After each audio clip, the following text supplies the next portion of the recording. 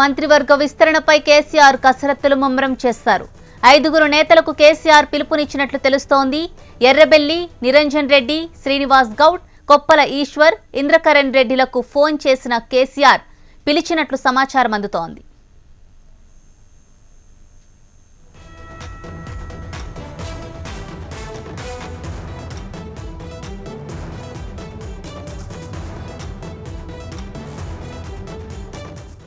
మంత్రివర్గ విస్తరణపై కేసీఆర్ కసరత్తులు ముమ్మరం చేశారు.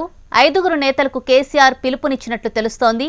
ఎర్రబెల్లి, నిరంజన్ రెడ్డి, శ్రీనివాస్ గౌడ్, కొప్పల ఈశ్వర్, ఇంద్రకరణ్ రెడ్డిలకు ఫోన్ చేసి కేసీఆర్ పిలిపించినట్లు తెలుస్తోంది.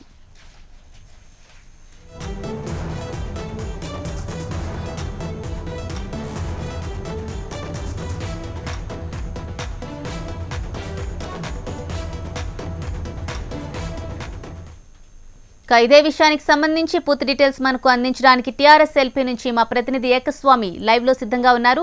ఏకస్వామి, చెప్పండి, తెలంగాణ మంత్రివర్గంలో 5 చోటు దక్కినట్లు సమాచారం అందుతోంది. దీనిపై ఎప్పటి వరకు ఒక పూర్తి క్లారిటీ వచ్చే అవకాశం ఉంది? దీనికి సంబంధించి డీటెయిల్స్ ఏంటి?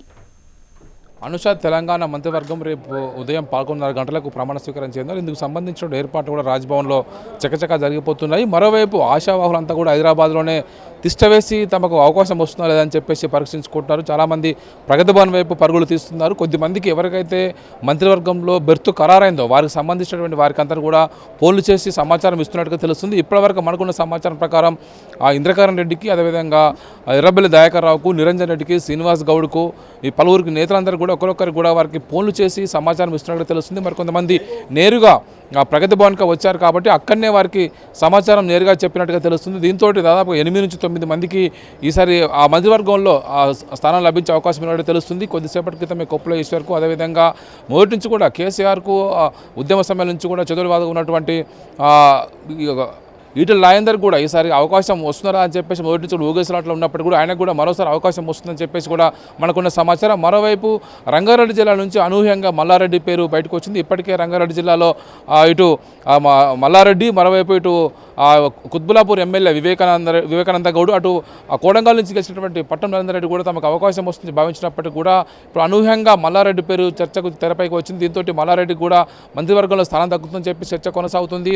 మొత్తానికి ఇటు వరంగల్ నుంచి ఎర్రబెల్లి దయాకర్ రావు, అదేవిధంగా అక్కడ మొదటి నుంచి కూడా రెడ్డి నాయక్ ఎస్టీ కోటాలో స్థానం ఆశించారు. అతనికి ఇంతవరకు కన్ఫర్మేషన్ అన్నట్టుగా తెలుస్తుంది. ఇటు కరీంనగర్ నుంచి ఇప్పుడు కొప్పుల ఈశ్వర్ ఇప్పటికే ఎస్సీ కోటాలో అతనికి బెర్తు ఖరాయినట్టుగా తెలుస్తుంది. అతనికి నేరుగానే సమాచారం ఇచ్చినట్టుగా తెలుస్తుంది. వారి అనుచరులంతా కూడా ఎవరైతే సమాచారం అందుకున్నారో మంత్రివర్గంలో బెర్తు ఖరారని చెప్పేసి మంత్రివర్గంలో స్థానం వస్తుందని చెప్పేసి తెలుసుకున్నటువంటి నాయకుల అనుచరులంతా కూడా హైదరాబాద్కు తరలి వస్తున్నట్టుగా తెలుస్తుంది. ఇప్పటికే చాలామంది ఎమ్మెల్యేలంతా కూడా హైదరాబాద్లోనే ఈ మకాం వేసి ఉన్నారు.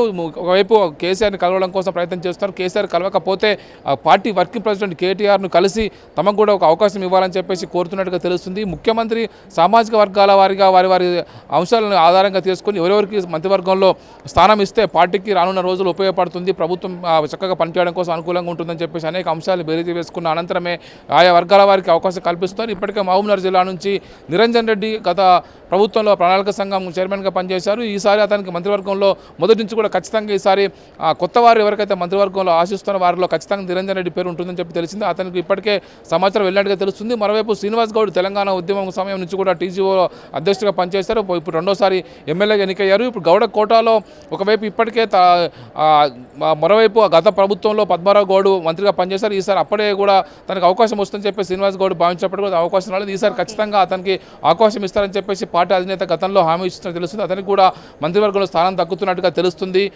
గౌడ సామాజిక వర్గానికి సంబంధించి ఇప్పుడు శ్రీనివాస్ గౌడ్ని తీసుకుంటే మరోవైపు పద్మారావు గౌడ్ని పార్టీ డిప్యూటీ స్పీకర్గా అసెంబ్లీలో నిర్వహించే అవకాశం ఉన్నట్టుగా తెలుస్తుంది. మొత్తానికైతే ఒక్కొక్కరుగా అందరికీ సమాచారం వెళ్తున్నాయి. ఇప్పుడు మెదక్ జిల్లా నుంచి ఇప్పుడు ముఖ్యమంత్రి ప్రాతినిధ్యం వహించే ఇప్పుడు హరీష్ రావుకు సమాచారం ఇస్తారా తీసుకోవాలని చెప్పేసి కూడా చాలా మంది ఆసక్తిగా ఎదురు చూస్తున్నారు. Anusha. Right Swami, thank you.